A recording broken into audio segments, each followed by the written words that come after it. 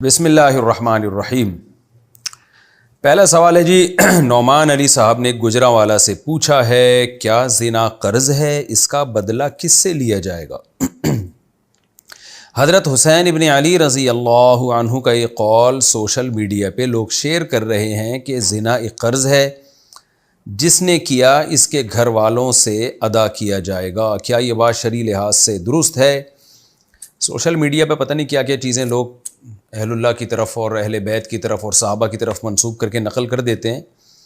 قرآن میں اللہ تعالیٰ کا ارشاد ہے کہ لا تزر وازرۃ وزر اخری، کوئی شخص کسی دوسرے کا بوجھ نہیں اٹھائے گا، اور اللہ کسی کی وجہ سے کسی کو سزا نہیں دیتے۔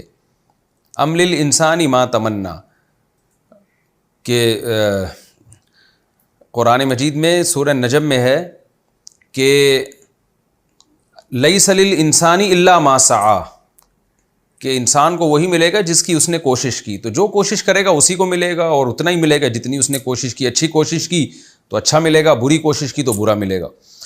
تو ہمارے ہاں یہ بہت مشہور ہو گیا ہے کہ جو زنا کرتا ہے تو اس کا بدلہ اس کی بہن یا بیوی یا ماں کو معاذ اللہ یا خاندان کی عورت کو چکانا پڑتا ہے۔ یہ غلط ہے۔ اگر ایک شخص زانی ہے اور اس کی بیوی پاک دامن ہے تو انشاءاللہ وہ پاک دامن ہی رہے گی۔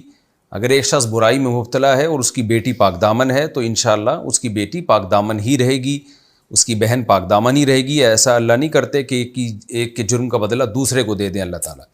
البتہ یہ بات اپنی جگہ درست ہے کہ جب گھر میں مرد پاک دامن نہیں ہوتا تو اس کے برائی کی نحوست اور بے برکتی دوسرے پہ پڑتی ہے۔ اس طور پہ پڑتی ہے کہ جب باپ فار ایگزامپل زنا کرتا ہے تو بچوں کے دل میں نا زنا کی برائی کم ہو جائے گی، وہ سوچیں گے یار ہمارا باپ یہ کام کرتا تھا، تو بیٹے بھی ہو سکتا ہے یہ سوچ کے اس زنا کی طرف جائیں، بیٹیوں کے دل سے بھی برائی کم ہو جائے، کیونکہ جب وہ دیکھیں گے کہ یہ ایک خاندان کا سربراہ غلط کر رہا ہے تو اس سے غلط چیز کا غلط ہونے کا کانسیپٹ دماغ سے نکل جاتا ہے۔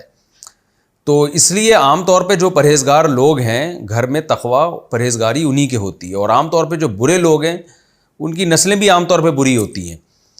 تو وہ اس لیے نہیں ہوتی کہ اللہ نے ان کو زبردستی اس قرضے کا چکانے اللہ نے ان کے ذمہ لگا دیا ہوتا ہے کہ اب یہ قرضہ تم چکاؤ گے، نہ بلکہ اس لیے کہ انہوں نے اپنے باپ دادا کو ایک برائی میں دیکھا ہوتا ہے تو وہ اس سے مانوس ہو جاتے ہیں۔ اس کی مثال ایسے جیسے مشرک ماں باپ کے گھر میں جو بچے پیدا ہوتے ہیں بڑے ہو کر اکثر وہ بھی مشرک ہی بنتے ہیں۔ کیوں؟ انہوں نے اپنے والدین کو دیکھا بتوں کے سامنے جھکتے ہوئے شرک کرتے ہوئے، تو ان کے دل سے برائی نکل جاتی ہے۔ اور جو توحید پرست والدین ہوتے ہیں تو اکثر ان کی اولادیں بھی توحید پرست ہوتی ہیں، اس لیے کہ انہوں نے اپنے والدین سے توحید کو ایڈاپٹ کیا ہوتا ہے، سیکھا ہوتا ہے۔ حدیث میں آتا ہے نا کل مولود یولد علی الفطرہ فابواہ یہودانہ او ینصرانہ او یمجسانہ، ہر بچہ نیچر پہ پیدا ہوتا ہے، اس کے والدین اس کو یہودی، عیسائی یا مجوسی بنا دیتے ہیں۔ کیا مطلب؟ والدین یا ماحول ان کو خراب کر دیتا ہے۔ تو اگر باپ ماں یا کوئی گھر کا فرد زنا کر رہا ہو تو اس کی بے برکتی ہوتی ہے، وہ اس لیے کہ لوگ جو ہے نا بچے اور دوسرے ریلیٹیو دیکھ کے ان کے دل سے جیسے شرک کی برائی نکل جاتی ہے ایسے ہی زنا کی برائی بھی نکل جاتی ہے، اور جو نیک لوگ ہوتے ہیں تو وہ نیکی پھر وہاں سے پھیلتی ہے، ان کے بچے بھی وہاں سے نیکی سیکھتے ہیں۔